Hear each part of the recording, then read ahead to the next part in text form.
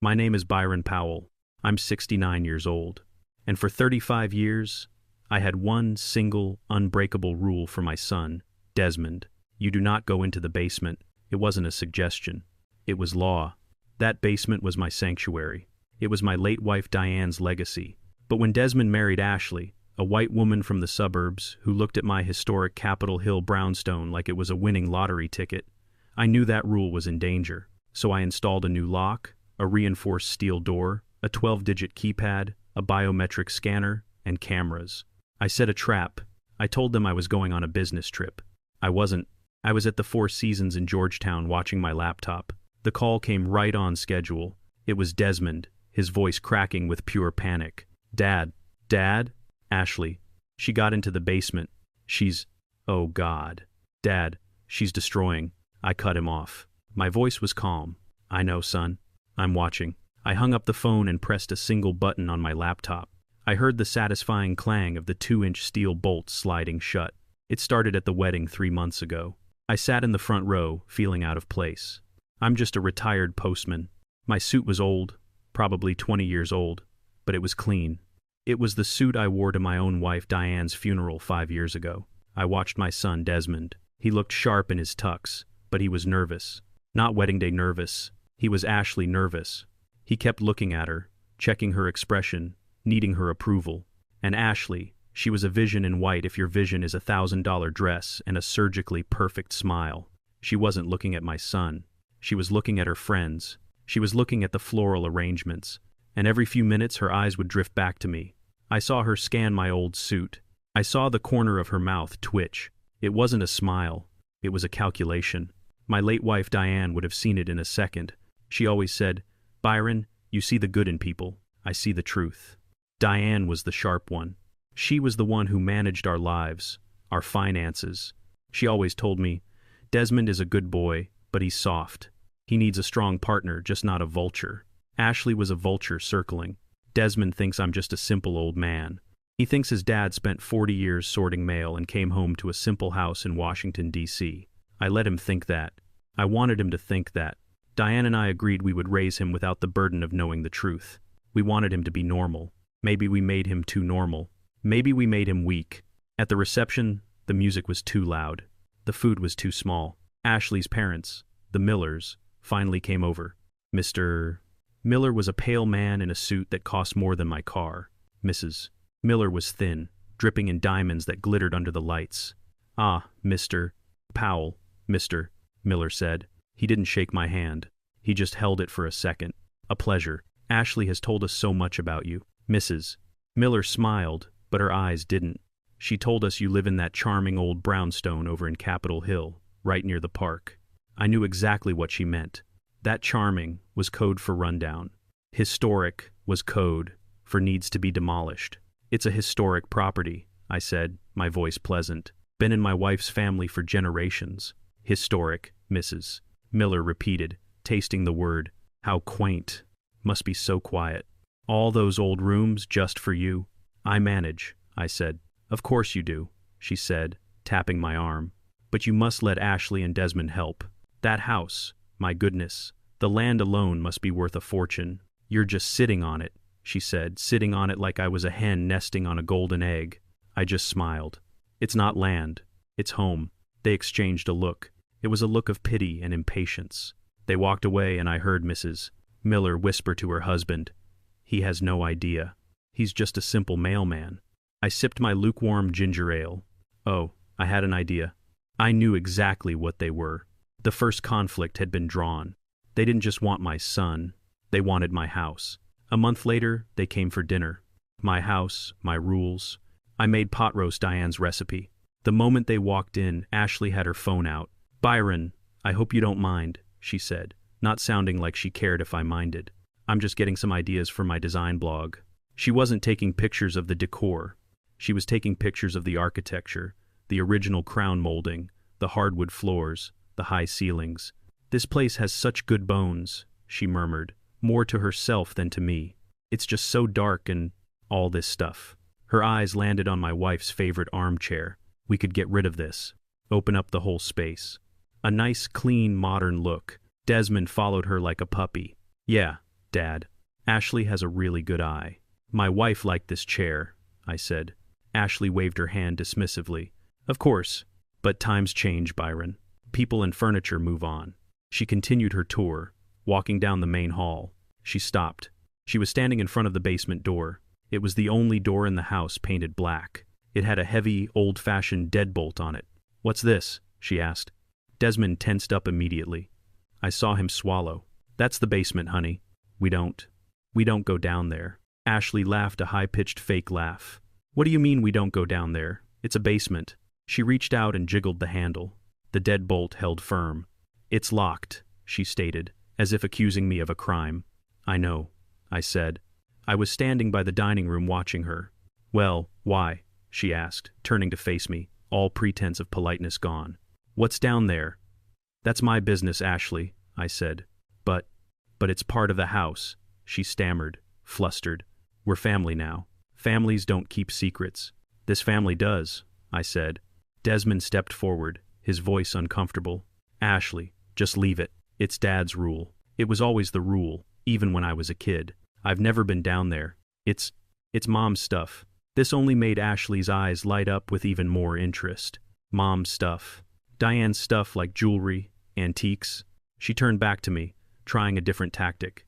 She put on a sweet, concerned face. Oh, Byron, are you keeping her old things down there? That's not healthy. Holding on to the past like that.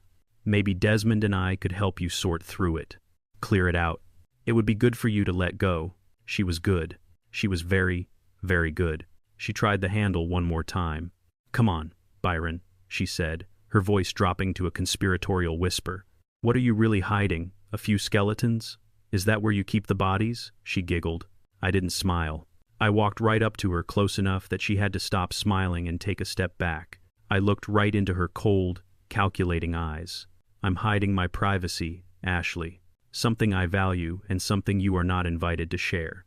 The silence in the hallway was heavy. Desmond looked like he was going to be sick. Ashley's face flushed red. She knew she had lost this round. She knew she had pushed too hard, too fast. She backed away from the door. Fine. I was just curious. Curiosity is a good thing, I said, turning back to the kitchen. Greed isn't. She didn't say another word about the basement that night. But as they were leaving, I saw her stop and look at the black door one last time. It wasn't curiosity in her eyes anymore. It was determination. I knew right then that old deadbolt wasn't going to be enough. A few weeks later, they were back. I knew they would be. Ashley wasn't the type to give up. This time, she didn't bother with small talk about the weather. She came in, sat on my sofa, the one she wanted to throw out, and pulled out her phone like it was a weapon. Desmond followed her, looking sheepish. He wouldn't meet my eyes. He just went straight to the kitchen to get a glass of water, trying to make himself scarce.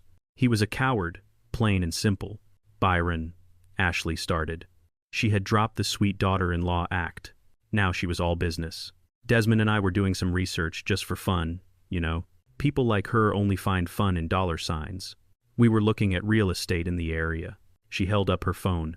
The screen was blindingly bright in my living room. On it was a picture of my house, my brownstone, my home, and next to it a number in big bold print. Byron, she said, her voice dropping as if she were sharing a sacred secret. Do you have any idea what this property is worth? I played dumb. I looked at the screen. It's an old house, Ashley. The plumbing knocks in the winter. The roof needed patching last year.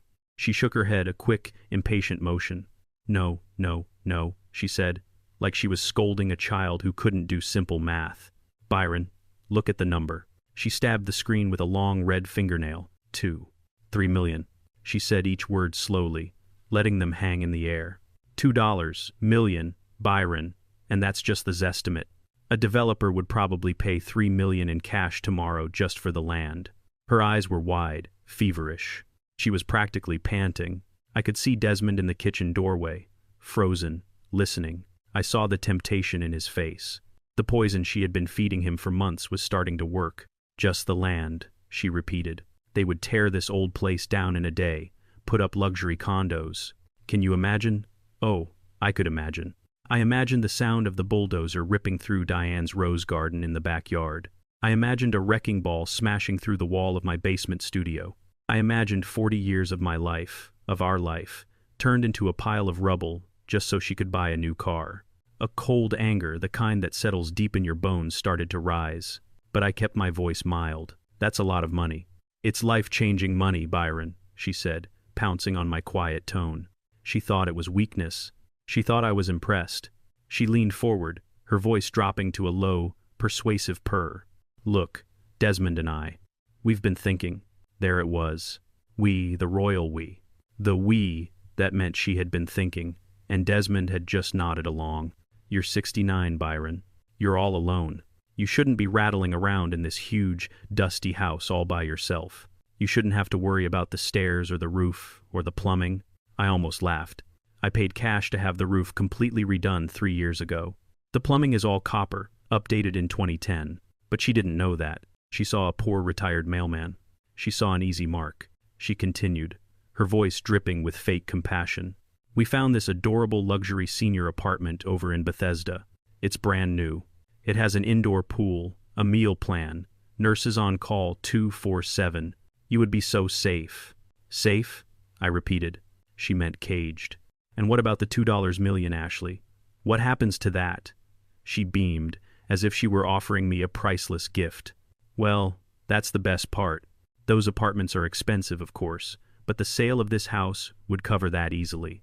And the rest, here it comes, the rest. Desmond and I would just manage it for you.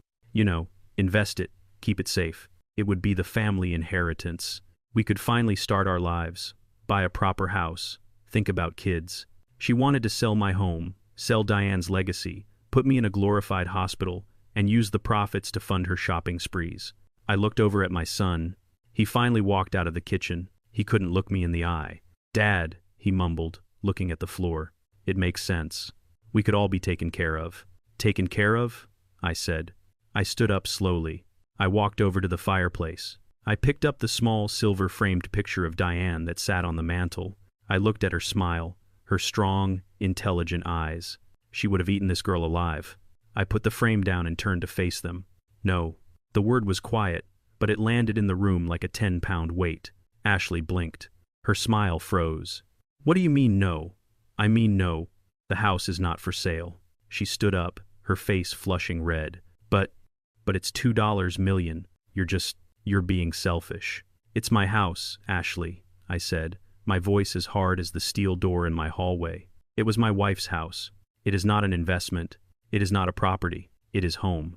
And this discussion is over. Desmond? Ashley shrieked, turning on him. Talk to him. He's not listening. Desmond took a step toward me. Dad, please, just think about it. It's a lot of money. I have thought about it, I said, cutting him off. The house is not for sale.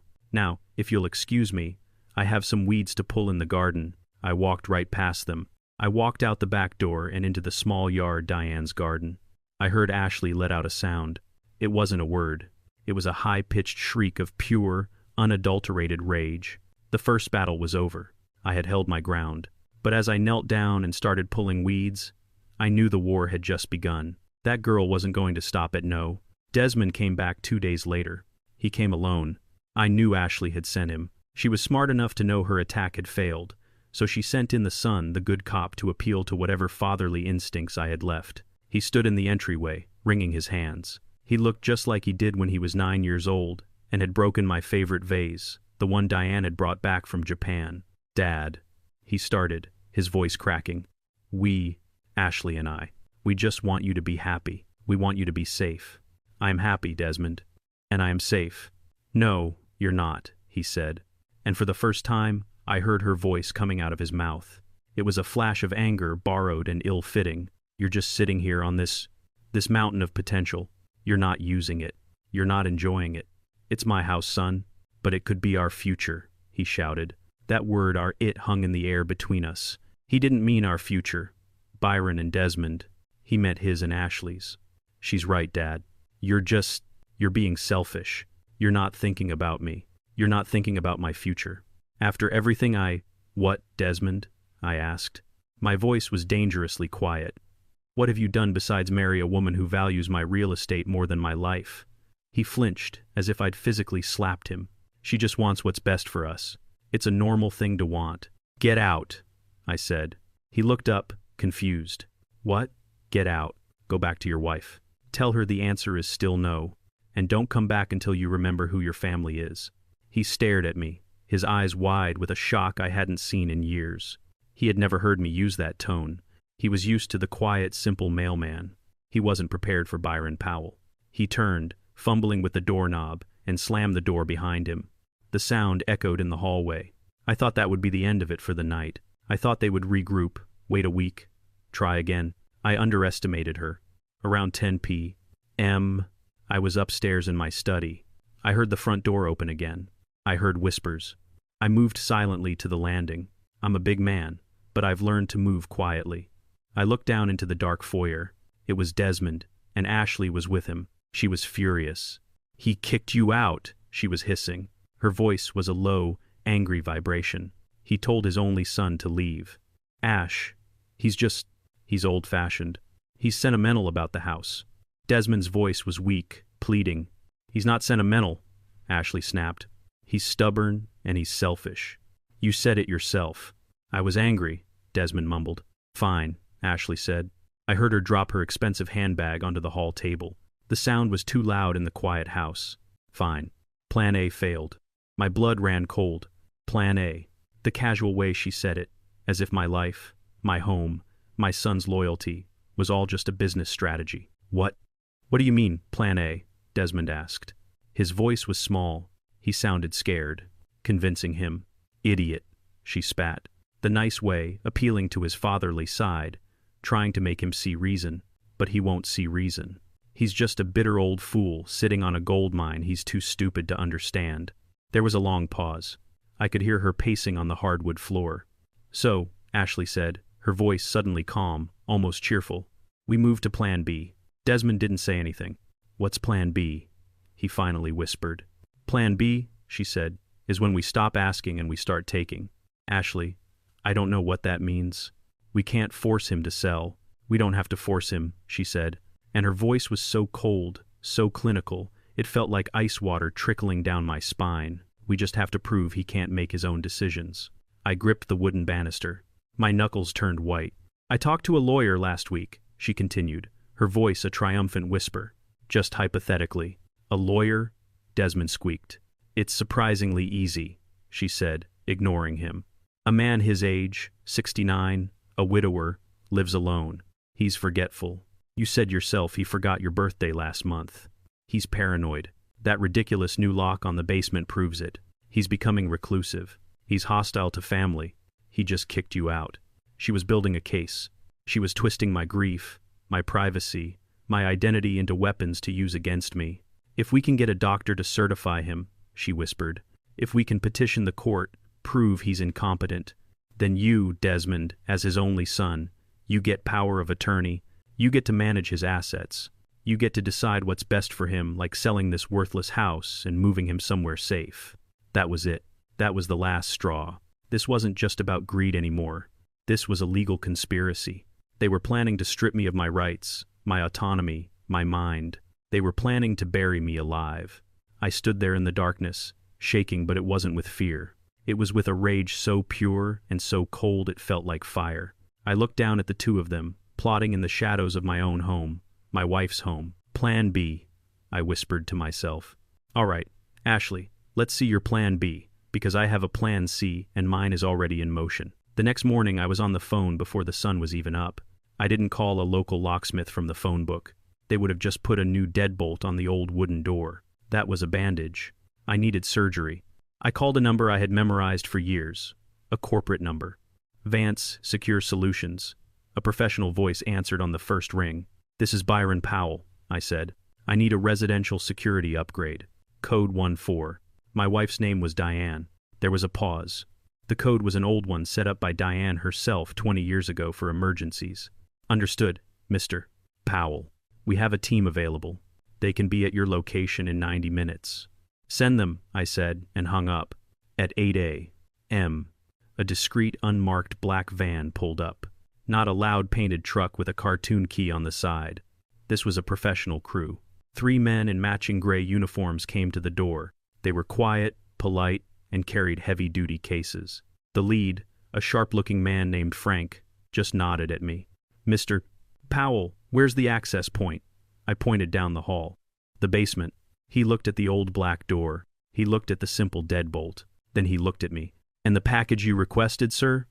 The full package, I said. For the next 4 hours, my house was a construction zone, but a quiet one. They laid down tarps. They worked with precision. The first thing they did was rip that old wooden door off its hinges. The sound of splintering wood felt final. It was the end of the old way, the end of me pretending to be weak. They didn't just bring a new door. They brought a new frame. They spent an hour drilling into the brick and concrete of my house's foundation, securing a reinforced steel frame that was half an inch thick. Then came the door itself. It was 18-gauge solid-core steel. It wasn't black. It was a dull industrial gray. It didn't have a doorknob. It didn't have a keyhole. It was just a heavy, silent slab of metal. They mounted it on heavy-duty hinges that looked like they belonged on a bank vault. Then they installed the lock. It wasn't a lock. It was a system, a 12-digit backlit keypad, a biometric scanner glowing a soft blue. It will only respond to your fingerprint, Mr. Powell, Frank explained. And the 12-digit code is for backup. If you enter the wrong code 3 times, it locks down for an hour and sends an alert directly to your phone. Same if the fingerprint fails. While 2 men were bolting this fortress into place, the third man was working separately. He was the tech specialist. He was installing the real security. He didn't make a sound. He installed a micro camera no bigger than a screwhead into the smoke detector on the ceiling of the hallway, aimed directly at the basement door. He installed a second one in the light fixture, giving a wider angle. He installed a third one inside the dark basement, high in a corner, aimed at the doorway. And the fourth he installed in the living room, hidden in an old bookshelf, giving a clear view of the entire hallway and the front door. 4K resolution, sir, the tech whispered to me. Full night vision. And they all have audio, high fidelity. They'll pick up a whisper from 20 feet away. It all feeds directly to a secure cloud server, accessible only by your app. 4 hours later, they were done. They vacuumed up every speck of dust. You couldn't even tell they had been there, except for the gray steel monster that now guarded my wife's legacy. Frank the foreman stood back. All right, Mr. Powell, let's test it. I walked up to the new door. I typed in the 12-digit code. It was Diane's birthday, followed by my own. The keypad beeped green. Click. I then placed my right thumb on the blue scanner. There was a second, heavier sound, a deep, satisfying thunk as the heavy magnetic bolts retracted. I pulled the steel door open. It moved silently on its hinges, despite its weight. I looked inside at the dark stairs. Then Frank handed me my phone. The app was already installed. I tapped the icon. A grid of 4 squares appeared on my screen. I saw the hallway from the smoke detector's view. I saw the hallway from the light fixture's view. I saw the dark basement stairs from the inside. I saw the living room. I could hear Frank breathing next to me. The audio was perfect, crystal clear. I looked at the steel door. I looked at the app on my phone. This was no longer just a basement. It was a trap. I nodded at Frank. Perfect. Send the bill to my usual account. He nodded. Vance Secure Solutions thanks you for your business, Mr. Powell. They packed up and were gone in 5 minutes. I was alone in the house again. I walked up to the gray steel door. I closed it. I heard the clang as it shut. Then the thunk as the bolts engaged automatically. I smiled. All right, Ashley, I whispered to the empty house. Come on down for Plan B. I'm ready for you. I heard the front door open. I didn't get up from my armchair in the living room. I just sat there, sipping my hot coffee, listening. Dad, Desmond called out. His voice was hesitant. We're here. Ashley brought that casserole you like. His voice trailed off. I knew why. He had just turned the corner from the foyer into the main hall. He had seen it. I heard Ashley's high heels clacking on the hardwood floor, and then they stopped dead. The silence was heavy. It stretched. I counted 1, 2, 3. Then came the scream. It wasn't a scream of fear. It was a scream of pure, undiluted rage. What the hell is that? Ashley burst into the living room, her face blotchy and red. She wasn't the sophisticated, calculating woman I had overheard plotting. She was a cornered animal. What did you do? She shrieked, pointing back down the hallway. Desmond stumbled in after her, his face pale as a ghost. Dad, what is that? It looks like a vault. Ashley marched right up to me. She was vibrating with anger. She was so close I could smell her expensive, sharp perfume. I'm talking to you, old man. What did you do to that door? I took a slow sip of my coffee. It was a new blend, rich. I'd been buying better coffee lately. I looked up at her. Her eyes were wide, almost bulging. It's a new lock, I said, my voice perfectly calm. A new lock, she yelled. Her voice was too loud for the room. That is not a lock, Byron. That is a fortress. That is a prison door. What is wrong with you? It's an 18-gauge solid-core steel door, I said, enjoying the technical terms. It has a reinforced frame, a biometric scanner. It's an upgrade. An upgrade.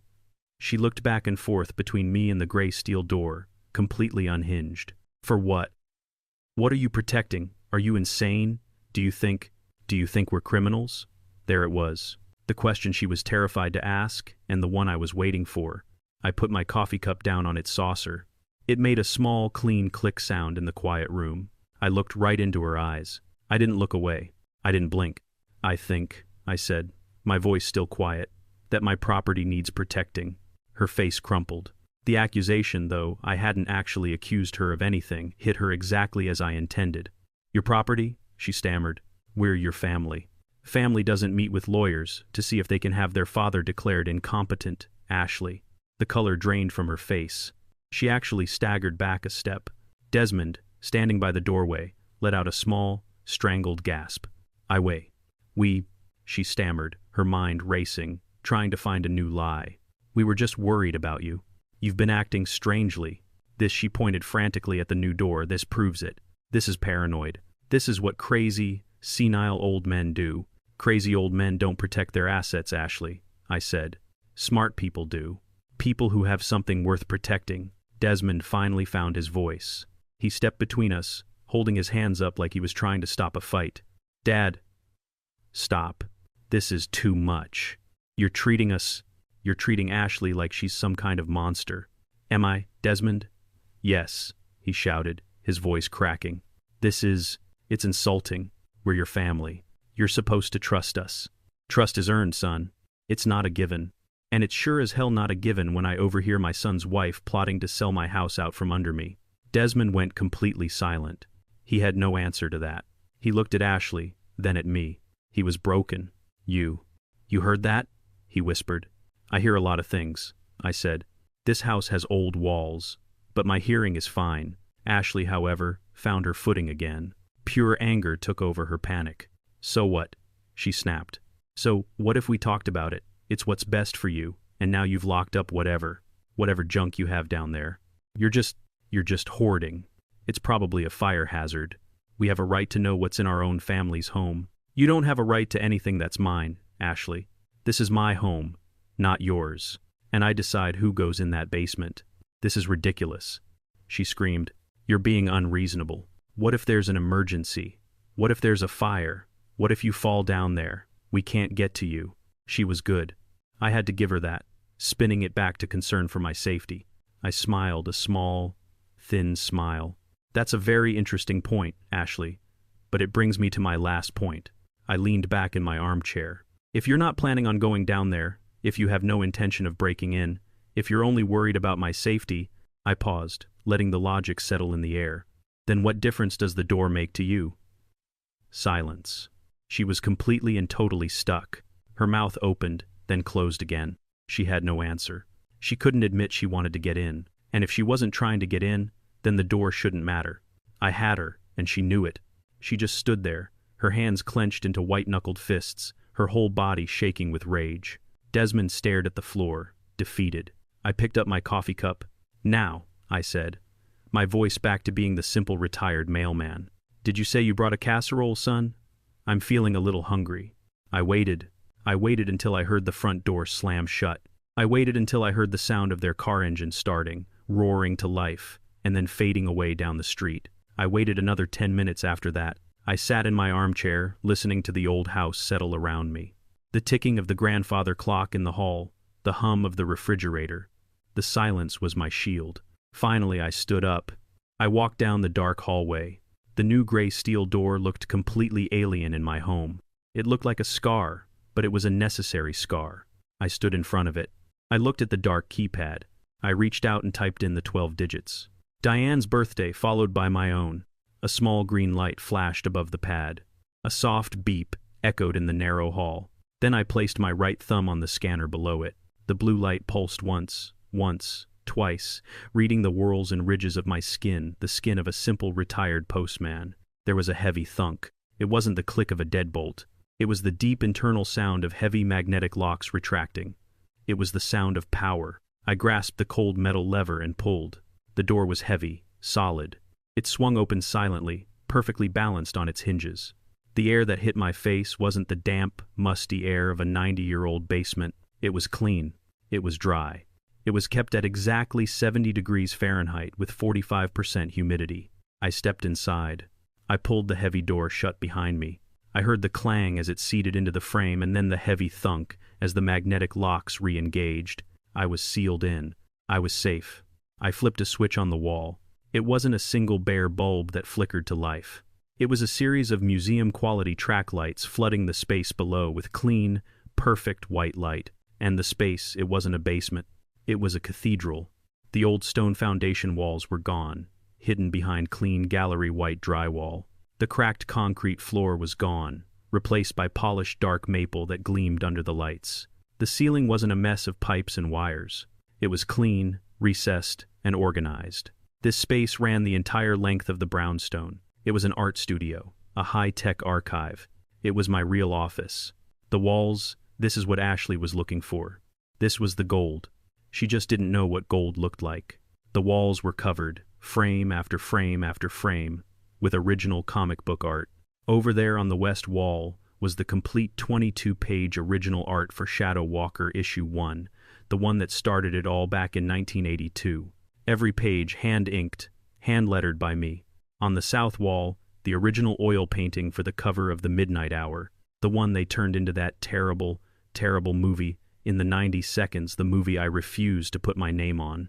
There were my drafting tables, clean, organized glass jars filled with hundreds of micron pens and sable hair brushes sorted by size, bottles of Higgins Black Magic ink, a high-end Wacom tablet I use for digital coloring, a skill Diane insisted I learn, and then the flat file cabinets, 20 of them, archival quality, fireproof, each drawer meticulously labeled. Justice Tales Issues 150, Crimson Vigilante, The Long Night, The Void Complete Series. I walked past my main desk to a long shelf built into the far wall. It was lined with them. 4 Eisner Awards, 6 Harvey Awards. They were heavy, solid trophies from a world that Desmond and Ashley knew nothing about. My name wasn't on them. The name engraved on the little brass plaques was B.POW. B.POW, the industry's most famous ghost, the most influential artist of his generation, the genius who supposedly lived in seclusion in a cabin in Wyoming, refusing all interviews. No, he lived in a brownstone in Washington, D.C. And for 40 years he sorted mail for the United States Postal Service. It was the perfect cover. I picked up the 1,992 Eisner for Best Artist. I felt the weight of it in my hand. Desmond, my son, he thinks his father is a nobody, a simple broke postman just like Ashley does. He has no idea. He thinks B.POW is just some artist I liked when I was younger. He has binders of the published comics upstairs in his old room. He doesn't know his father is B.POW. He doesn't know that his mother Diane was the business brain. She was the one who took my drawings and turned them into an empire. She was the one who negotiated the movie rights, the licensing deals, the publishing contracts. She was the one who set up the corporations, the offshore accounts, the trusts. Diane was the genius. I was just the artist. She made me promise. I remember her standing right here in the studio a month before the cancer took her. She was weak, but her eyes were still sharp, still full of fire. "Byron," she said, "you keep this secret. You let Desmond be a normal man. Don't let this." She swept her hand across all the art. "Don't let this money poison him. Let him find his own way. Let him love you for being his father, not for being his bank." I kept that promise. I kept it too well. I let him think I was simple. I let him think I was average. And in doing so, I made him weak. I made him vulnerable to someone like Ashley, a woman who only sees the world in dollar signs and Zillow estimates.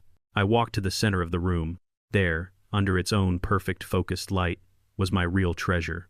It wasn't the art. It wasn't the awards. It wasn't the bank accounts. It was the painting. An original oil portrait of Diane. I painted it myself the year before Desmond was born. She's young in the painting. She's vibrant. Her eyes are sharp, intelligent, and looking right at me as if she knew. As if she was warning me even back then. This is priceless. It's the only one in the world. It's her. This is her legacy. This room, this art, this life. And I will burn this entire city to the ground before I let a greedy, short-sighted, manipulative vulture like Ashley Miller get her hands on it. It started 2 days later. It was subtle. It was clever. I came home from my walk. I have a routine. I lock the door. I put my keys on the hook and I go to the kitchen to put the kettle on. I walked into the kitchen and stopped. The smell of gas faint, but it was there. I looked at the stove. One of the back burners was on. The blue flame was so low, almost invisible, but it was hissing. My blood went cold. I never leave the stove on. I am meticulous. I check it twice before I leave the house. Just then, Ashley and Desmond let themselves in the front door. I had forgotten they were coming by. "Byron," Ashley called out, her voice all sugary. "We brought, oh my God, do you smell gas?" She ran into the kitchen, a look of pure panic on her face. A performance. "Oh, Byron," she shrieked, rushing to the stove and turning the knob off. "You left the gas on. You could have burned the whole house down. You could have killed yourself." She fanned the air with her hands, looking at Desmond with wide, terrified eyes.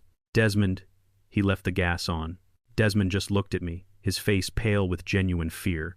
"Dad, you promised me you were checking those things." "I thought I did," I mumbled, playing my part. 2 days later, I couldn't find my car keys.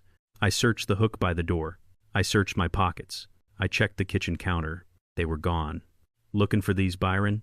Ashley was standing by the refrigerator. She was holding my keys between 2 fingers, dangling them. "I found them in the vegetable crisper," she said. Her voice wasn't angry. It was worse. It was full of that fake, condescending pity, right next to the lettuce. I took them from her, my face burning. I must be more tired than I thought. That night I was upstairs. I heard her talking to Desmond in the living room. Her voice was low, concerned, and just loud enough for me to hear every single word. I'm really worried, honey," she whispered. "The gas stove. The keys in the fridge. He's 69. He's all alone. What if he forgets something really important? What if he hurts himself? He's starting to forget, Desmond." I stood in the dark hallway. Plan B. It was in full swing. I waited. I let them stew. I let them live with that gray steel door in the hallway for 3 more days. I let them wonder. I played my part. I forgot where I put the newspaper.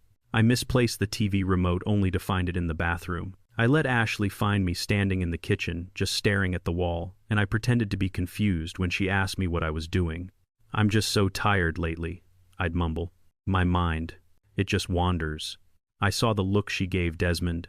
It was a look of triumph. Plan B was working perfectly in her mind. On Thursday, I made my move. I called them over. I was sitting at the kitchen table holding a travel brochure for Florida. I made sure my hands were trembling just a little. "Son," I said, my voice sounding a bit frail. "Ashley, can you come over? I have some news." Good news, I think. They were at my house in 20 minutes. Ashley came in first, her face plastered with that fake sweet concern. Desmond just looked worried. He was a good boy once. She had poisoned him, but the goodness was still in there, fighting. "Byron, what is it?" Ashley asked, rushing to my side. "Are you all right?" "I'm fine, child. I'm better than fine." I tapped the brochure. "I got a call today from Frank Henderson. You remember Frank, don't you, Desmond? My old supervisor from the sorting center." Desmond nodded. "Yeah, I remember Frank. Nice man." "Well," I said, trying to put a little old man excitement in my voice. "He's putting together a reunion. All the old-timers from the D.C. branch down in Florida, Sarasota." I watched Ashley's face. I saw her eyes. Just for a microsecond, they weren't looking at me. They were looking at the steel door down the hall. "Florida," she said. Her voice was pure honey. "Oh, Byron, that's wonderful. But should you be traveling alone all by yourself?" She was already painting me as an invalid. "I'll be fine." I chuckled, playing the part. "Frank's meeting me right at the airport. It's an all-inclusive hotel. They'll handle everything. It's been so long. I feel like I need a rest. I really need to get away from all this." Desmond brightened. "Dad, that sounds great. You really deserve it. How long will you be gone?" This was the bait. "A full week," I said. "They fly us out on Monday." I won't be back until the following Sunday night. 7 whole days of sunshine. I watched Ashley. She was trying so hard not to smile. She couldn't help it. The corners of her mouth twitched. She looked down at her hands in her lap, her shoulders visibly relaxing. "A week," she repeated, her voice soft. "Wow, that's a long time to be away. But go. Good for you, Byron. You really, really need this break." "It is a long time," I said, rubbing my temples. "I'm already worried about packing my memory lately. I keep forgetting things." Ashley jumped on it. She pounced. "Oh, don't you worry your head about a single thing, Byron. You just focus on relaxing. Desmond and we can check on the house for you while you're gone. We'll pick up your mail. We'll water your plants." Her eyes flickered to the basement door again. "Right, honey?" she said to Desmond. "Of course, Dad," Desmond said, trying to sound helpful. "We'll make sure everything is safe here. You just go and have fun." They wanted the keys. They wanted access. "That's very kind of you both," I said. "That really takes a load off my mind. I'll leave a spare key under the welcome mat." Ashley's smile was blinding. "Perfect. See, it's all settled. We will handle everything here. You just go have a wonderful, wonderful time. You have earned it." She leaned in and gave me a hug. It felt like a snake coiling around me. It took all my strength not to recoil. They left a few minutes later, all smiles and goodbyes. The moment I heard the front door click shut, I walked to the living room. I picked up my laptop. I opened the security app. I pulled up the feed from the living room camera, the one hidden in the bookshelf. I rewound the footage by 5 minutes. I watched the scene I had just lived through. I watched myself on the screen looking old and frail, and I saw it. The second the word Florida left my mouth, I saw Ashley's head snap toward Desmond. Her eyes were not the eyes of a concerned daughter-in-law. They were the eyes of a wolf that has just spotted a wounded deer. Desmond saw her look, and I watched his face falter. He knew in that instant exactly what she was thinking. And then the moment I said a full week, I saw it clearly. Ashley turned her head away from me, just slightly, thinking I couldn't see her profile. A slow, evil, triumphant smile spread across her face. It was a look of pure, predatory joy. She quickly composed herself, turning back to me with her mask of concern. "A week," she said softly. "Wow." I watched the footage again. That smile was the last nail in her coffin. I closed the laptop. "That's right, Ashley," I said to the empty room.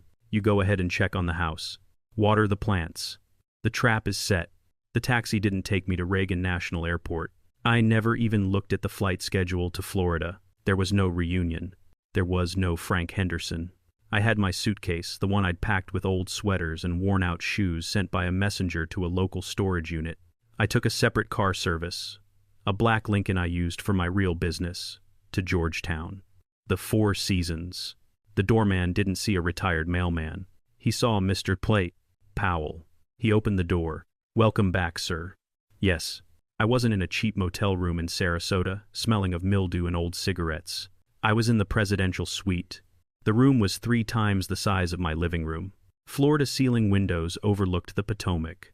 Everything was chrome, dark wood, and cool, quiet gray. I sat in a high-backed leather chair, not the lumpy armchair Ashley despised. I had a cup of Jamaican Blue Mountain coffee, not the instant grounds I'd been pretending to drink. I was waiting. At exactly 3 p.m., there was a knock on the suite door. It wasn't a loud, obnoxious knock. It was a quiet, precise tap, tap, tap. A young man entered. His suit was tailored, costing more than Desmond's entire wedding. His shoes were polished to a mirror shine. He carried a slim, dark leather briefcase. He was maybe 35 years old, African-American, and had the sharpest, most intelligent eyes I'd ever seen. This was not a postman. This was not Desmond's weak indecision. This was Elias Vance, my lawyer. My real lawyer, the one Diane had personally scouted 10 years ago, right out of Harvard Law, to manage the B.POW estate. "Mr.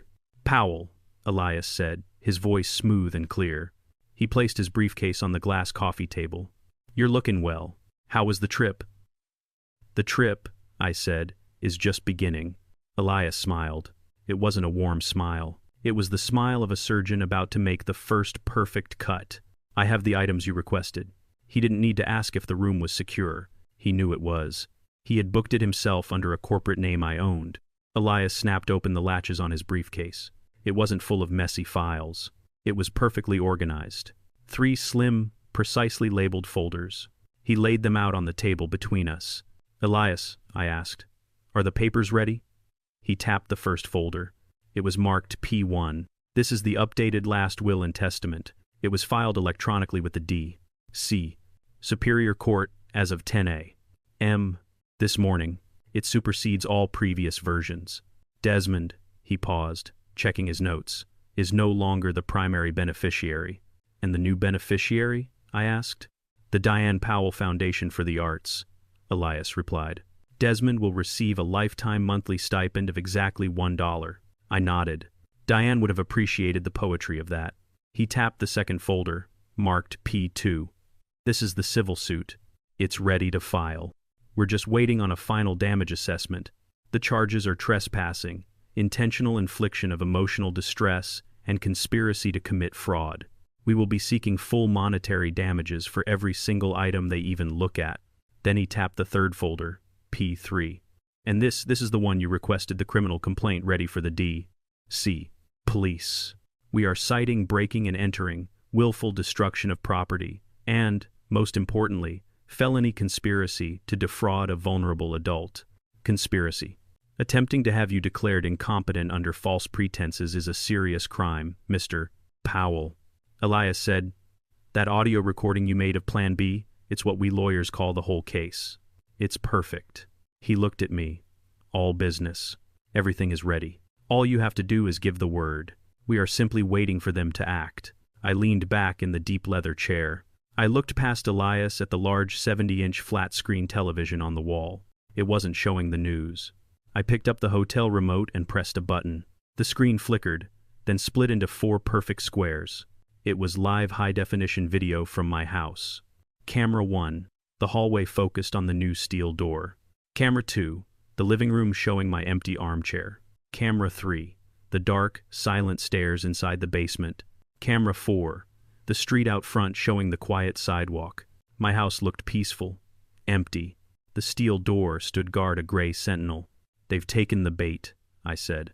"Ashley thinks I'm 1,000 miles away, probably playing shuffleboard with other old mailmen. She thinks I left the spare key under the welcome mat." Elias allowed himself a small smirk. "And did you?" "Of course," I said. "She'll get in the front door. That's not the problem. The problem for her is the second door. She won't get past that one without a fight. And when she fights, you and I will be watching." I picked up my coffee cup. The trap was set. The lawyers were ready. The cameras were rolling. "Now," I said, turning my gaze back to the monitors, watching my empty hallway. "We fish." I spent Monday in the hotel suite.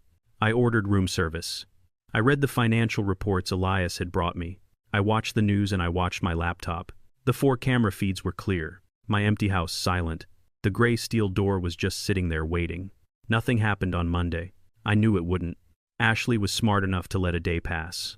Let the old man get settled in Florida. But Tuesday was different. I was drinking my morning coffee, the good coffee, when I saw movement on camera 4, the one aimed at the front street. A car pulled up, not Desmond's old Toyota. It was Ashley's car, a white Lexus SUV, the one I knew she was 2 months behind on the payments for. I sat up. I put my coffee cup down. "Showtime," I said to the empty room. I watched her get out. She was wearing expensive yoga pants and a designer top as if she were just stopping by on her way to the gym. Desmond got out of the passenger side. He looked nervous. He was twisting the hem of his t-shirt in his hands. I watched them walk up the front steps. I watched Ashley bend down and triumphantly pick up the spare key from under the welcome mat, the key I had left for them, the bait. She held it up for Desmond to see, a smug little smile on her face. They went inside. I switched my full attention to camera 2, the living room feed. I saw them enter. Ashley didn't even look around. She didn't water the plants or get the mail. She walked with a purpose. She walked straight down the main hall until she was standing right in front of the gray steel door. Desmond followed her, looking around nervously as if he expected me to jump out from behind a curtain. "Okay." I heard Ashley's voice, crystal clear through my laptop speakers. "Let's do this." She pulled a small notebook from her expensive purse. She had done her research. She looked at the 12-digit keypad. "Okay, what's his birthday?" I watched her type in the numbers. 0, 4, 1, 2, 1, 9, 5, 5. She hit enter. The keypad flashed red. A low negative sound came from the speaker. Okay. She huffed. Fine. What's your birthday, Ashley? I don't think your birthday, Desmond, now. 0930-1990. She typed it. Red light again. Useless, she muttered. She was getting angry. The concerned daughter-in-law was gone. The predator was here. What was her name? Your mom? Diane, Desmond whispered. He looked sick. Don't ask, Ash. This feels wrong. What's wrong? She hissed. Is an old man sitting on $2 million while we're about to be evicted? What's her birthday? I don't know. May 10th? Ashley typed it in. Red light. Her death day? Ashley asked, her voice cold. Desmond looked horrified. Ashley, no. That's sick. It's logic, Desmond. She snapped. Anniversary. Wedding anniversary. The house address. What? She tried 5 more combinations. After the last one, the keypad didn't just flash red. The entire panel went dark. What? What happened? Desmond asked. It's dead, Ashley said, mashing the buttons. The stupid thing is dead. He must have locked it. I smiled alone in my hotel suite. That's right, honey. 3 wrong codes, and it locks down for 1 hour. My little security feature. Ashley let out a sound of pure frustration. She kicked the steel door. Clang. She yelped and grabbed her foot. Oh God, it's solid steel. I told you, Ash, Desmond said, his voice trembling. This is crazy. Let's just go. He'll be back on Sunday. We can talk to him again. Talk to him. Ashley turned on him. She was a different person. Her face was twisted with rage. Are you stupid? Talking is plan A. Plan A failed. This is plan B. She grabbed her phone and started typing furiously. What are you doing? Desmond asked. I'm calling a locksmith. A locksmith? Ash, we can't. He'll know we broke in. That's a crime. It's our inheritance, Desmond, she screamed at him. It's our future. He's hoarding down there. He's a senile old fool who's going to die and leave it all to charity or something. I'm not letting that happen. I won't let you do it, Desmond said. He actually tried to grab the phone from her, and then she did it. I watched on my laptop screen. Ashley, with her perfectly manicured hand, reared back and slapped my son. The sound was sharp, ugly, crack. It echoed in the hallway. It echoed in my hotel room. Desmond stumbled back, holding his face, his eyes wide with shock and humiliation. Ashley's chest was heaving. She held the phone up, her finger hovering over the call button. You are weak, she hissed at him. You've been weak your whole life. That's why your father treats you like a child. That's why he has to hide things from you. Now you are going to stand there and you are going to be quiet. She paused, staring him down. Desmond just stood there holding his red cheek. He didn't move. He didn't say a word. He was broken. Good boy, Ashley said, her voice dripping with contempt. She turned her back on him and put the phone to her ear. Yes. Hello? I need a locksmith. I'm locked out of my basement. I leaned back in my chair at the Four Seasons. I took a sip of my expensive coffee. That's it, Ashley, I whispered to the screen. You just committed breaking and entering and conspiracy and assault. And I've got you, you greedy little monster. I've got you on 4 separate cameras. An hour later, my phone vibrated. A silent notification. Alert. Wrong code, ×3. System locked down. Ashley was getting impatient. I watched the 4-way split on my laptop screen. The hotel suite was quiet, but my house was a hive of activity. 20 minutes later, camera 4, the front door camera, showed him. He was not a locksmith. A professional locksmith wears a uniform, carries a dedicated toolkit, and drives a van with the company name on it. This man was huge, well over 6 feet, wearing a stained t-shirt, jeans, and heavy work boots. He carried a heavy, shapeless, canvas duffel bag. He looked like he was here to demolish a wall, not pick a lock. I watched Desmond, pale and sweating, open the front door. The man grunted something and pushed past him. Ashley met him in the hallway. She pointed at the gray steel door. There, get it open. I don't care how. Just do it fast. The man dropped his duffel bag on the hardwood floor. It landed with a heavy thud. He unzipped it. He didn't pull out delicate picks or tension wrenches. He pulled out a heavy-duty power drill with a bit so long and thick it looked like a weapon. He pulled out a 3-foot steel crowbar. Desmond, watching from the living room doorway, looked like he was going to throw up. Ashley, this is too much. This is breaking and entering. It's our house, Desmond. Ashley hissed. He's just unlocking our property now. Shut up. She nodded to the big man. Do it. The man put the drill bit right against the center of the electronic lock where a keyhole would normally be. Then he pulled the trigger. The sound was horrific, even through my laptop speakers. A high-pitched metallic scream. It was the sound of high-grade steel protesting as hardened cobalt ripped it apart. Desmond flinched and put his hands over his ears. Ashley didn't even blink. She just stood there, her arms crossed, urging him on. Is it working? Is it working? It's a tough one. The man grunted, putting his shoulder into the drill. High-security cylinder. I sat back in my chair at the Four Seasons. I took a sip of my coffee. That's right, son, I whispered to the screen. You drill. You drill right through that $500 sacrificial lamb. You see, that door is a fortress. That 18-gauge steel won't bend. The reinforced frame won't budge, but the lock is a trap. I designed it that way. I sat with Frank from Vance Security. Frank, I asked him, if you wanted to get through this keypad, how would you do it? He pointed right at the cylinder. Brute force. A cobalt drill bit straight through the core. You destroy the tumblers. You can manually turn the mechanism. Perfect, I said. So make it do that. The man on my screen pulled the drill out. Smoke was coming from the hole he'd made. He spit on the floor. Cylinder's dead, he grunted. He picked up the crowbar. He jammed the flat end into the keypad panel and pulled. The plastic and metal housing of the keypad ripped away from the steel door with a sharp crack. Desmond yelped. Ashley just leaned in closer. Go on, I murmured. Finish it.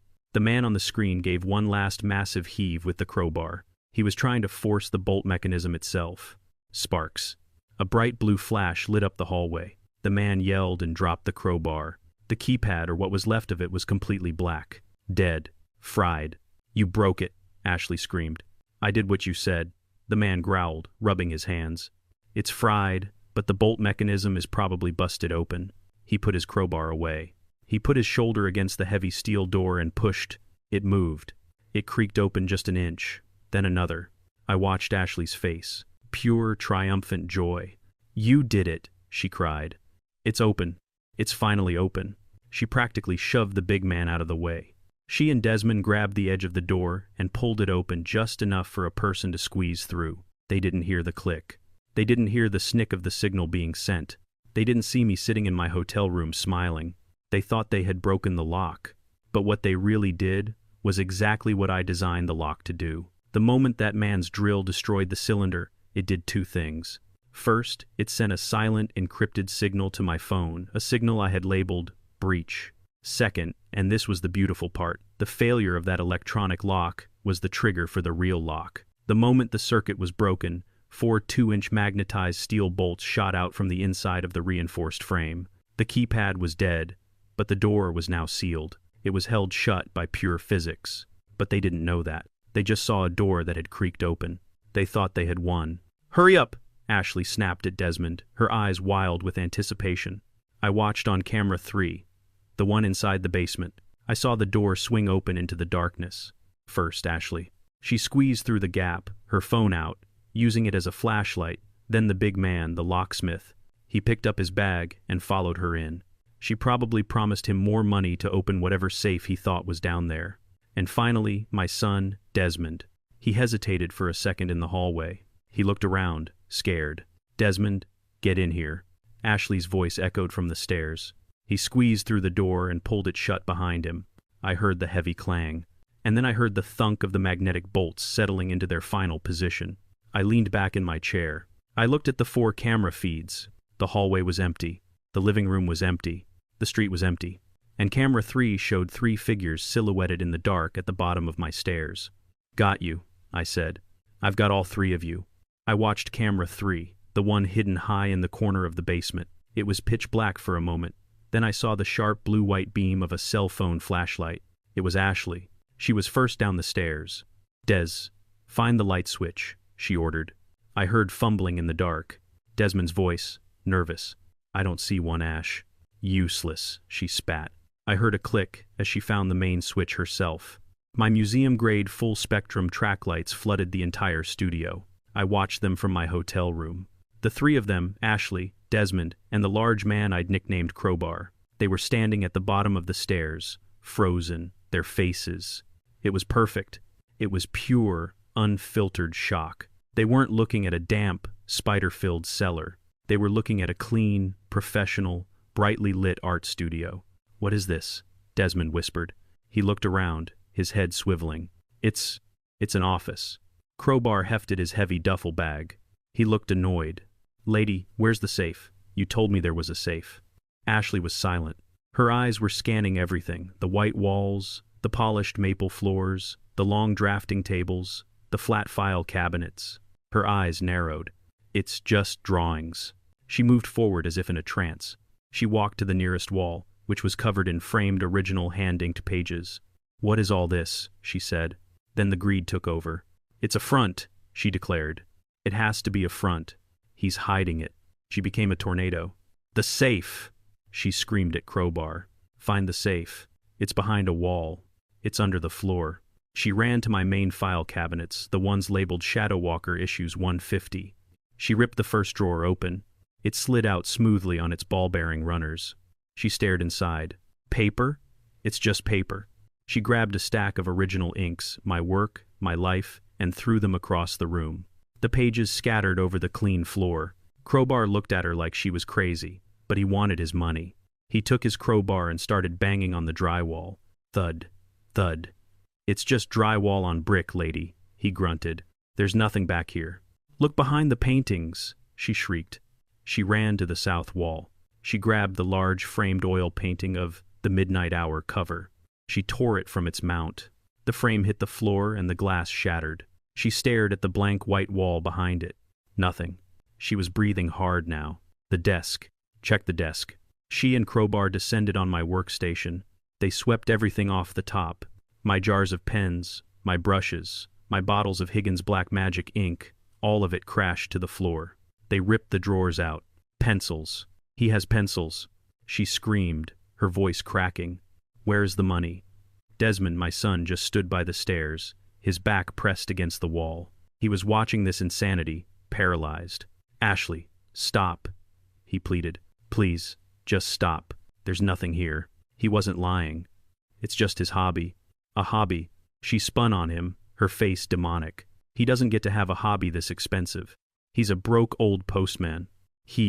Her eyes scanned the room, desperate, wild. And then they landed on the shelf, the long black shelf holding my awards. She walked toward it. Slowly she picked one up, the heavy one, the 1,992 Eisner for Best Artist. She read the small, engraved plaque. "Eisner Award. Best Artist, B.POW. Her voice was full of contempt. "What is this B.POW? Who the hell is B.POW? She looked at the other awards all lined up. "It's a collection. He collects trophies, fake plastic junk."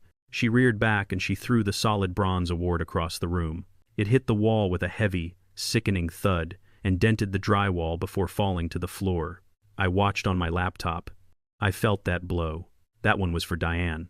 She had been so proud of that one. Ashley put her hands in her hair, pulling at the roots. "He did trick us. The old fool. He's what he looks like. A broke, pathetic, failed postman." Crowbar had finally had enough. He zipped up his heavy duffel bag. "All right, lady. I'm done," he grunted. "There's no safe. You're crazy. Pay me." "Pay you?" Ashley shrieked. "You didn't find anything. I got you in, didn't I?" he said, stepping toward her. $500 cash. You promised. We don't have $500. Desmond suddenly yelled from the wall. "That's why we're here." "Shut up, Desmond." Ashley snapped. She fumbled in her expensive purse and pulled out a messy wad of cash. It was probably the last money she had in the world. She didn't hand it to him. She threw it at his face. The bills scattered on his chest and fell to the floor. "Here's your stupid money, you useless ape. Now get out. Get out." The big man didn't even flinch. He just bent down slowly and picked up the bills. He counted them. He stuffed them in his pocket. He shrugged. "Your funeral, lady." He hefted his bag and started walking back toward the stairs. "I'm leaving. You two are nuts." I watched him go. I watched Ashley, her chest heaving, staring at the mess she'd made. I watched Desmond slide down the wall and put his head in his hands. I watched Crowbar climb the stairs. He looked back once at the two of them, then let himself out of the basement. I heard the thud of the heavy steel door swinging shut. Now it was just them, my son, and the monster he married. Ashley stood in the center of my studio, my wife's sanctuary. Her chest was heaving. I could hear her ragged breathing through the laptop speakers. It was loud in the quiet room. She wasn't just angry, she was humiliated. She had been wrong. She had bet everything on the senile old mailman. She was convinced he had a vault, gold bars, stacks of cash. She thought she was a genius who had discovered a secret, and all she found were drawings. "He tricked us," she whispered. Her voice was low. It was dangerous. "That lying old bastard. He tricked us. He played us." Desmond, my son, finally moved. He had been frozen against the wall, white as a sheet. He slid down the drywall until he was sitting on the polished floor. He put his head in his hands.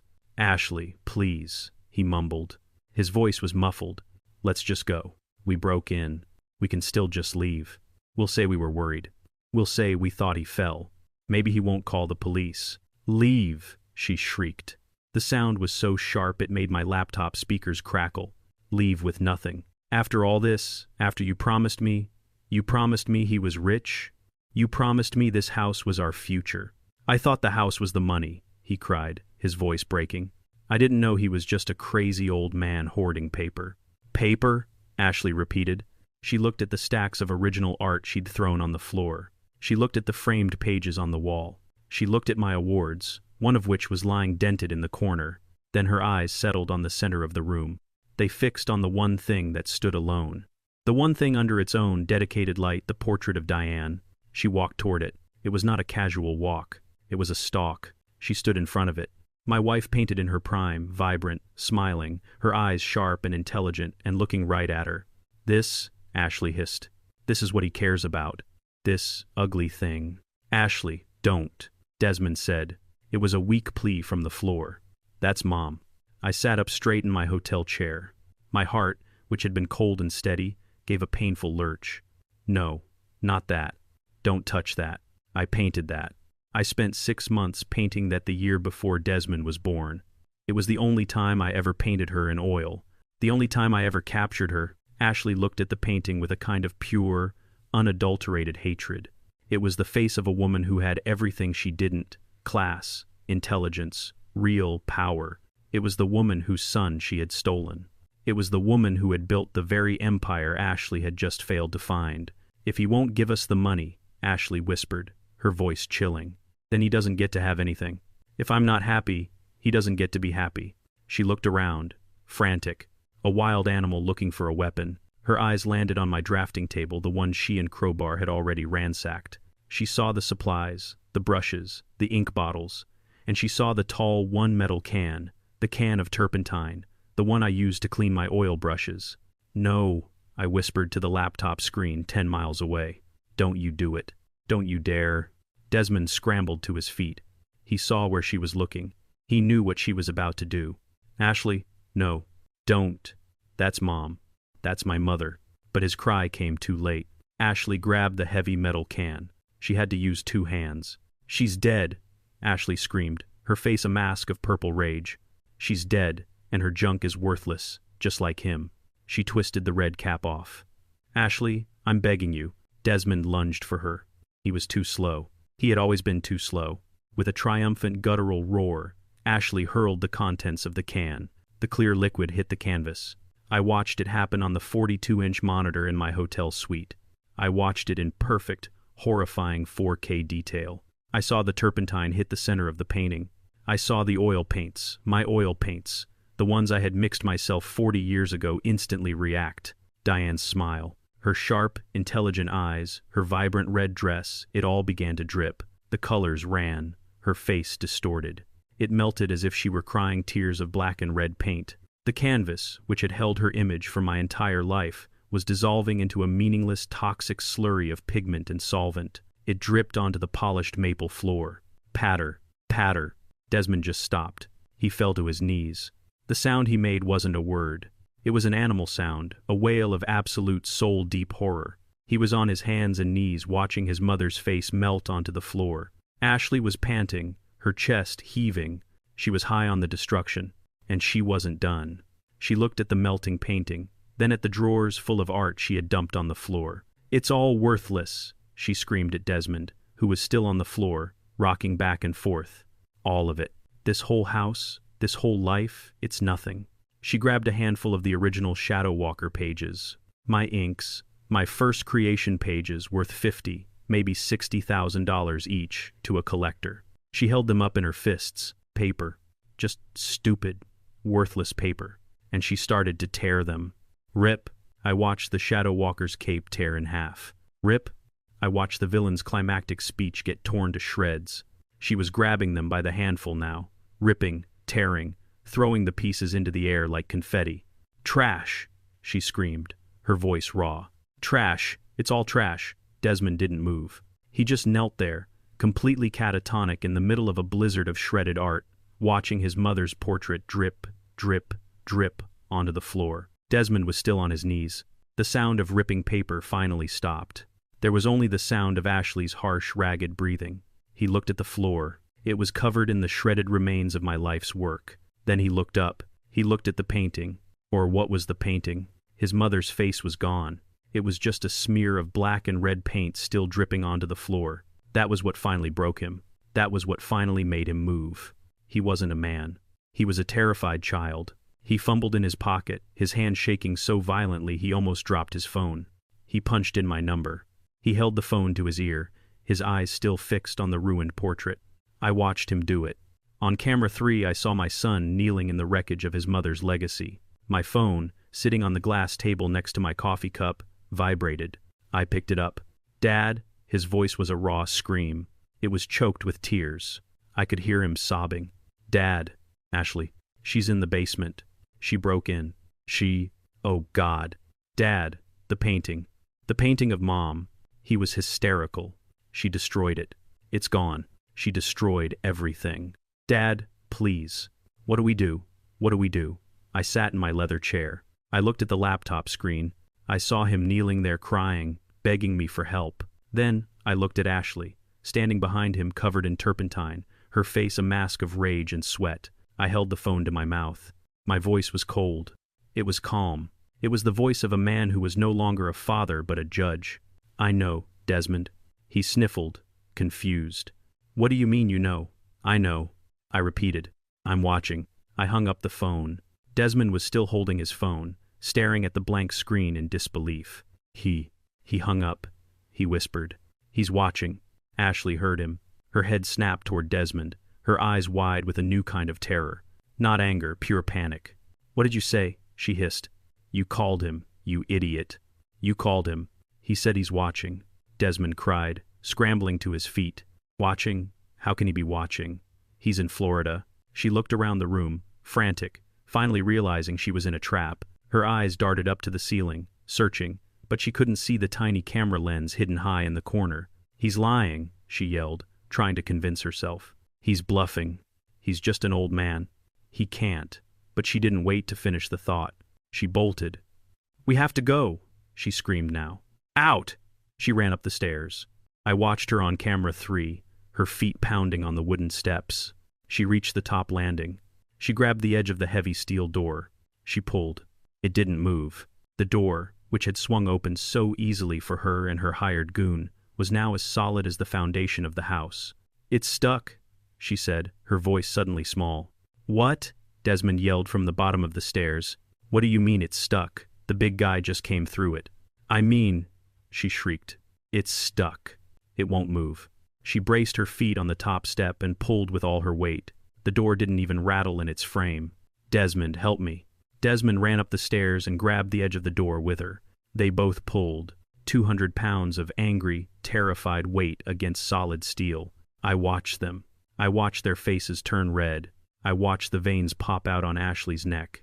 It was useless. From my hotel room, I spoke softly to the laptop screen. That's the magnetic lock, children. The one that's not on the keypad. The one that's triggered when the other lock is destroyed. 4 solid steel bolts, 2 inches thick, driven straight into the reinforced frame. You're not pulling that open. You'd need a plasma cutter, and I don't think you brought one. Ashley let go of the door. She was hyperventilating. It's locked, she whispered, her voice full of horror. It's locked. He locked us in. She pounded on the door with her fists. The sound was a dull, heavy thud, thud, thud. It was pathetic. It was the sound of a fly bumping against a window. "Open the door," she screamed. "You old bastard, let us out." She turned on Desmond, who had slumped against the wall, his face ashen. "He knew," she yelled, hitting him on the chest. "He knew. He planned this. He tricked us. He's watching," Desmond repeated, his voice numb. "He said he's watching." Ashley looked around wildly again, her eyes finally landing on the camera high in the corner. She saw the tiny red record light. "You?" she shrieked, pointing straight at the lens. "Straight at me. You're watching. You're sick. You're a monster." I sipped my coffee. "Me? I'm the monster. That's rich coming from you, sweetheart." Ashley lost what was left of her mind. She started throwing things at the camera: pencils, brushes, a bottle of ink that splattered uselessly on the wall 10 feet below it. Then she just broke. She slid down the wall right next to the door. She started to cry. But these weren't her fake, manipulative tears. These were the real thing. Hard, gasping sobs of absolute terror. She was trapped. She knew it. "Help!" she started screaming, pounding on the door again. "Help me. Somebody. I'm trapped. He's kidnapped us." "Help! Fire! Call the police! Help!" Desmond just sat on the stairs, head in his hands, rocking back and forth. "He's watching. He's watching. He's watching." He just kept muttering. He saw it all.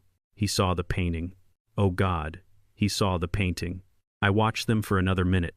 I listened to Ashley's useless, hysterical screams. It was enough. I picked up the phone. I sat back in my leather chair. I listened to Ashley's muffled screams and the dull thudding of her fists against 2 inches of solid steel. I let her panic for a good long minute. I wanted her to be terrified. I wanted her to feel trapped. Then I picked up the heavy, cool receiver of the hotel telephone. Not my cell phone, the hotel phone. The one that couldn't be easily traced back to me in this moment. I dialed 3 numbers. 911. A calm, professional voice answered immediately. 911. "What is your emergency?" I matched her tone. I kept my voice level, slightly bored, like a man reporting a minor inconvenience. "Yes. Good afternoon. My name is Byron Powell. I am the owner of the brownstone at 1247 Biltmore Street Northwest in Capitol Hill. Sir, what is the emergency at that location?" "I am currently out of town," I said, looking at the windows overlooking the Potomac. "However, my security system, which I am monitoring remotely, has informed me of a breach. It appears I have 2 individuals who have forcibly entered my home and are now trapped in my basement." There was a slight pause on the other end. "Trapped? Sir, can you elaborate?" "Certainly. They bypassed my front door key, which I had left for my son. They then used tools, including a crowbar and a power drill, to forcibly destroy the high-security lock on my basement door. My system is designed, shall we say, to respond to that kind of aggression. It automatically engaged a secondary magnetic locking mechanism. They are now sealed inside." "Sir, are you in immediate danger?" the operator asked, her voice tight. "I am not," I replied calmly. "I am perfectly safe at the Four Seasons in Georgetown. The individuals in my basement, however, are another story. They seem quite agitated. They are screaming and destroying my property as we speak. We are dispatching officers to your location immediately, Mr. Powell. Can you stay on the line?" "I can't," I said. "I need to call my lawyer, but the officers will find the front door unlocked. The basement door is in the main hall. They can't miss it. It's the gray steel one. My son, Desmond Powell, is one of the individuals. The other is his wife, Ashley Miller. Thank you for your time." I hung up the phone before she could ask another question. I didn't waste a second. I immediately dialed the number for Elias Vance. He picked up on the first ring. He knew this call was coming. "Elias," I said. "Mr. Powell." His voice was crisp. "Showtime." "Showtime," I confirmed. "The fish are in the barrel. They've destroyed the painting. They've destroyed the original art. I have it all on video. They are currently locked in the basement screaming. The D.C. police are on their way to a kidnapping call, I suspect." Elias actually chuckled, a low, sharp sound. "Oh, that's beautiful, sir. They'll incriminate themselves even further." "I'm leaving the hotel now," I said, standing up and grabbing my suit jacket. "I want you to meet me there. 5 minutes. Bring all 3 folders." "Understood," Elias said. "P1, P2, and P3. They're in my briefcase. I'll see you on the sidewalk." This is going to be a pleasure, Mr. Powell. For you, maybe, I said, walking to the door of my suite. For me, Elias, this is just pest control. I walked out into the hotel hallway, my footsteps silent on the thick carpet. It was time to go home. I arrived at my house at the same time as the first police cruiser. I stepped out of my black car service just as 2 officers were getting out of theirs, their hands on their belts, looking at the house. The house was quiet from the outside. No sirens, no alarms, just a peaceful-looking brownstone on a quiet street. In to see. Police, the lead officer said, looking at me. We got a call about a possible break-in or a kidnapping. The call was confusing. Good afternoon, officers, I said, walking calmly toward them. I'm Byron Powell. I own the house. I'm the one who called 911. The officer frowned. You called about a kidnapping. Before I could answer, it started. A sound from inside the house. A faint, desperate sound. Thud, thud, thud, and then a scream. A high-pitched, hysterical woman's scream, muffled by brick and steel. Help! Let me out. Please, somebody. He's kidnapped us. He's trying to kill us. The 2 officers looked at each other, then at me. Their hands were no longer on their belts. They were on their holsters. Sir, the lead officer said, his voice now hard. Who is in your house? My son and his wife, officer, I said calmly. They broke into my basement. I'm afraid they are not well. Open this door, you sick old man, Ashley shrieked again from inside. The thud, thud, thud of her fists on the door was getting frantic. A second police cruiser, and then a third pulled up. Sirens were on now. Neighbors were starting to peek out of their windows. Elias Vance, my lawyer, arrived in his own black Mercedes, looking calm and impeccable. He walked up and stood right beside me, holding his slim leather briefcase. Sir, the officer said to me, ignoring Elias for the moment, you need to let those people out now. Of course, officer, I said. That's why I'm here. They're locked in the basement. The door is special. It requires my authorization. I walked past them, using the spare key Ashley thought she had, and opened my own front door. The police followed me, weapons drawn. Elias came right behind them. They saw it immediately. The gray steel door. It was vibrating slightly as Ashley threw her entire body against it from the other side. Let me out, she screamed. Desmond. Ashley, I called out, my voice loud and clear. The police are here. I'm going to open the door. Please step back. You called the cops on us. I heard Desmond's voice, thin and terrified. I called them to report a break-in. Son, I said. The lead officer nodded at me. Open it, sir. Slowly. I walked to the keypad. It was still dark and dead from the drill. The officers looked at it, confused. I didn't touch the keypad. I pulled out my cell phone, the same one Desmond had called just 10 minutes earlier. I opened my security app. I pressed a red icon on the screen labeled Override. I held my thumb on it for 3 seconds. There was a loud buzz, sound like a high-voltage switch. Then, with a sound like a giant sigh, we heard the clack, clack, clack, clack of the 4 2-inch steel bolts retracting from the frame. I pulled the heavy door open. They stumbled out. It was a beautiful sight. Ashley came first, almost falling. Her designer yoga clothes were covered in black ink and turpentine stains. Her hair was matted with sweat. Her face was a mess of running mascara and rage. Desmond stumbled out after her, his eyes wide and vacant. He was trembling from head to foot, covered in shredded paper and his mother's ruined paint. They froze in the hallway. They were staring at me and at Elias Vance in his perfect suit and at the 6D.C. police officers now standing in my hallway. All of them looking confused, their weapons holstered but their hands ready. Ashley looked at the police and a look of pure, triumphant relief washed over her face. She thought they were here to save her. Officers! Thank God! She cried, rushing forward. You have to arrest him. He's insane. He's senile. He locked us in his basement. He kidnapped us. The lead officer looked at me. Sir, I just stood there, calm. Elias Vance stepped forward. Ashley looked at me, her face streaked with mascara and sweat, twisted into a mask of pure hatred. You, she shrieked, pointing a trembling, ink-stained finger at me. You sick old bastard. You trapped us. You gassed us. Ma'am, calm down, the officer said, stepping between us. He kidnapped us, she yelled, playing to her audience of police officers. He's senile. He's crazy. He tricked us into coming here and locked us in that dungeon. Desmond. My son finally spoke. He grabbed the officer's arm, his eyes wild with terror. It's true, he called me. He said he was watching us. He's crazy. Dad, you set a trap for us. You're damn right I set a trap, I said. My voice wasn't loud, but it cut through her screaming. It echoed in the hallway. You don't set traps for invited guests. You set them for thieves. Thieves? Ashley laughed a high, hysterical sound. We're your family. We were worried about you. Is that what you call it? I asked. Worry? Is that why you hired a man with a crowbar to destroy my property? Is that why you slapped my son when he tried to stop you? The officers looked at Desmond. They saw the bright red handprint still visible on his pale cheek. Desmond looked away, ashamed. Officer, Ashley said, her voice suddenly smooth, trying to regain control. This is a family misunderstanding. My father-in-law. He's been unwell. He's been having delusions. He's paranoid.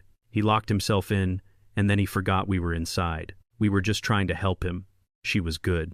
She was so good. She was building her legal defense right there in my hallway. The lead officer looked at me, then at her. He was confused. This was a messy domestic dispute. And that's when Elias Vance stepped forward. Excuse me, officers, Elias said, his voice like polished marble. It was calm, professional, and dripping with authority. Every officer in the hallway turned to look at him. His suit was perfect. His gaze was sharp. My name is Elias Vance, he said. I am legal counsel for Mr. Byron Powell. He held up his slim leather briefcase. I believe I have something that will clear up this misunderstanding. Ashley's eyes narrowed. Lawyer? You have a lawyer? I do, I said. Elias placed his briefcase on the hall table. He opened it and took out a single silver USB drive. He held it up for the officers to see. Officers, Elias said, this flash drive contains the complete, uninterrupted 4K high-definition video and audio feed from 4 separate cameras documenting the last 3 hours inside this home. Ashley's face went white. Elias continued, his voice never changing. It shows Miss Miller and Mr. Powell using a key to enter the home. It shows them attempting to bypass the basement security system. It shows Miss Miller striking Mr. Powell Jr. It shows them hiring an unlicensed individual to forcibly destroy the lock and break into the basement. And finally, it shows Miss Miller of her own free will systematically destroying the contents of that room. Destruction, Ashley scoffed, trying one last desperate bluff. Her voice was shaking. Destruction of what? What's he going to charge me with? Ripping up old paper, spilling paint. It was a bunch of junk. Old comic books and ugly paintings. She laughed, but the sound was thin and brittle. What's that worth? $50. Go ahead. Arrest me for destroying his trash. Elias Vance looked at her. He didn't look angry. He looked amused. He let her words hang in the air. He let the police officers look at the mess on her clothes. He let Desmond shrink against the wall. Then he smiled. Miss Miller, he said, and his voice was so soft, so polite. You seem to be under a misapprehension. You see, my client, Mr. Powell, the simple postman, he's a rather private man. He's been living, shall we say, under an assumed identity for the past 40 years.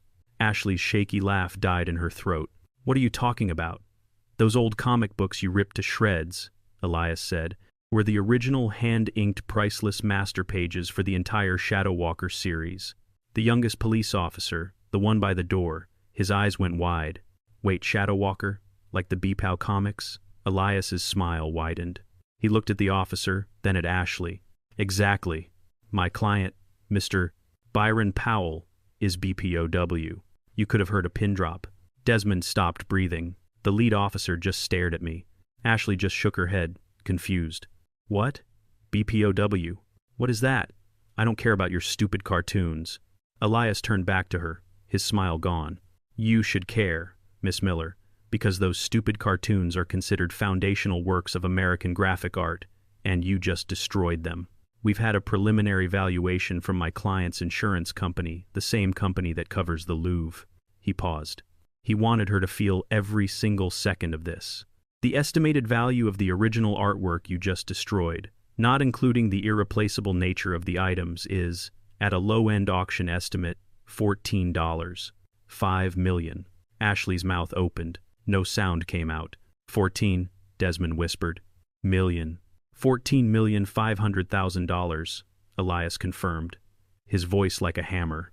Not to mention, he added, gesturing to the basement, the criminal damage to the custom-built archival studio, and, of course, the willful destruction of the original oil portrait of the late Mrs. Ismiting, Diane Powell, a priceless work which we will be pursuing in a separate civil suit for punitive damages.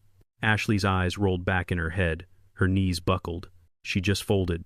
She collapsed onto the hardwood floor in a heap of stained yoga pants in pure abject horror. She was out cold, fainted.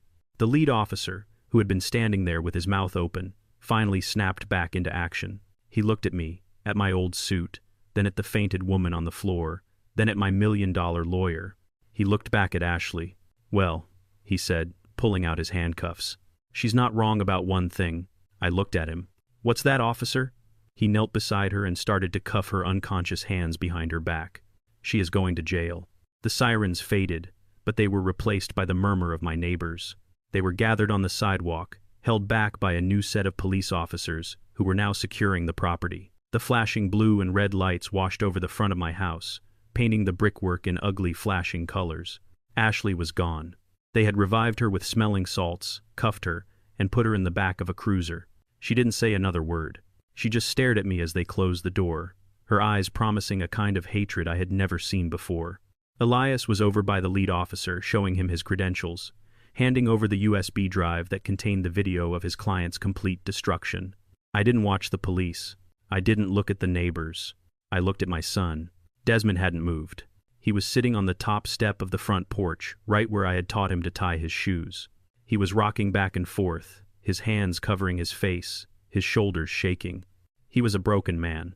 I walked over and stood at the bottom of the steps, looking up at him. He finally lowered his hands. His face was a wreck. It was pale, streaked with tears and ink. He had black ink on his cheek from where he touched the pages she destroyed. "Dad," he whispered. His voice was small. It was the voice of the 9-year-old boy I used to know. "Dad, you're B.POW." I nodded just once. The anger was gone. The adrenaline was fading. Now all I felt was a deep, cold sadness, a bone-deep weariness. "Yes, son, I am." "But why?" he whispered, his voice cracking. "Why the mailman job? Why let me think you were just poor?" "Because," I said, and my voice was heavy, "your mother and I, we wanted you to have a normal life." He just stared at me, uncomprehending. "We wanted you to grow up," I explained. "We wanted you to go to school, play baseball, mess up your algebra homework, get your heart broken, all of it, without the weight of money. We didn't want you to be the rich kid. We didn't want you to grow up wondering if your friends liked you or if they liked your bank account. Your mother, Diane, she was the genius. I was just the hand. I just drew the pictures. She was the brain. She built the empire. She negotiated the deals. And she was the one who insisted on the secret." "I remember her words," I said, looking past him at the front door. She said, "We hide this, Byron. We hide it all. We let him be a boy, not an heir." "The postman job," I continued. "It was perfect. It was honorable. It got me out of the house. It kept me grounded. It kept us normal. It was the best cover in the world. And it was a lie." Desmond said, "A lie meant to protect you." "No," I said firmly. "The love was real. The house was real. The pot roast was real. The money was the lie. And it was a lie that was supposed to keep you safe, but it just made you weak. It made you a target for her." He looked up. His eyes were shattered. He wasn't looking at me. He was looking through the open front door, down the hallway, at the gray steel entrance to the basement. "What have I done?" he whispered. "Oh my God, what have I done?" He knew what he had done. He had stood by while a monster he invited into our home slapped him into submission. He had stood by while she tore my life's work apart. He had stood by and he had watched as she melted his mother's face off the canvas. I didn't answer his question. I just looked at him with all the disappointment a father could feel. "You chose, Desmond." He looked up at me, shocked. "What? You made a choice? You've been making choices for months. You chose her over us. You chose her greed over your mother's memory. You chose her lies over your father's respect. You stood there, Desmond. You let her do it. You held the door for her. Dad, I was scared," he cried, scrambling to his feet. I didn't know. I didn't know what it was worth. "I'll fix it. I swear I'll get a second job." I'll stop, I said. My voice was iron. Elias had finished with the police. He walked over, silent and professional, and stood beside me. You will not be fixing this, I said. From now on, your life has a new structure, a new set of rules. Elias here is going to file for your divorce in the morning. You will not contest it. You will not speak to Ashley again unless it is in a courtroom. A divorce? Desmond stammered. She attempted to defraud you, and she criminally destroyed millions of dollars of your inheritance. Yes, Desmond. A divorce, I said. Elias spoke for the first time. You will be the prosecution's star witness, Desmond. You will tell the court everything you saw, everything she planned, everything she did. Okay, he pleaded. Yes, anything. I'll do it. Just please, Dad. It's not that simple, I said. You don't get to fix this. You don't get to say you're sorry and walk away. You stood by. That makes you an accomplice. I took a deep breath. This was the hardest part. You will not inherit 1 cent. He flinched as if I had struck him. The Diane Powell Foundation for the Arts, your mother's foundation, inherits everything. Her entire legacy, the legacy you watched get turned into trash. Dad, no. Please. I don't care about the money. You will care about this, I said, cutting him off. You will get a job. A real job, not the part-time thing you've been doing. Elias will be in charge of garnishing 70% of your wages for the rest of your life, or until you have paid back the entire $14. $5 million valuation plus legal fees to your mother's foundation. He was crying now. Hard, silent tears, his face crumpling. You will not be an heir, Desmond, I said. You will not get a handout. You will not get $1 more. You will work. You will pay for what you allowed to happen in this house. And maybe in 20 or 30 years, you will have earned back a single fraction of the respect you threw away tonight. Elias put a hand on my shoulder. Mr. Powell, the police are done. They've secured the basement as a crime scene. It's bad. I nodded. I looked at my son, a 35-year-old man, weeping on the steps of my house. I didn't say another word. I didn't say it would be okay. I didn't say I loved him. I just turned my back on him. I left him there alone on the porch, crying in the flashing police lights. I walked past Elias. I walked through my front door. I walked down the familiar hallway, past the empty space where the old black door used to be. I stopped at the top of the basement stairs. The steel door was wide open like a wound. I looked down. The bright studio lights were on. I saw the torn pages, thousands of them scattered across the floor like snow. I saw the shattered glass. I saw the dent in the wall where my Eisner Award had hit. And I saw the empty frame still hanging with the destroyed, melted canvas dripping black and red tears onto the floor. I took the first step down into the wreckage. I had work to do. What I learned from this is that greed is a poison. It doesn't just make you want more. It makes you destroy what you can't understand. Ashley saw my wife's legacy as worthless junk because her eyes only saw dollar signs. And my son, he let that poison infect him. He forgot that respect is earned, not inherited. He forgot that trust, once it's shattered, costs more than $14 million to repair. That's a debt he will spend the rest of his life repaying. True wealth isn't what you have, it's what you have the strength to protect. Do you think I was too harsh on my son, or did he get exactly what he deserved? Let me know your thoughts in the comments.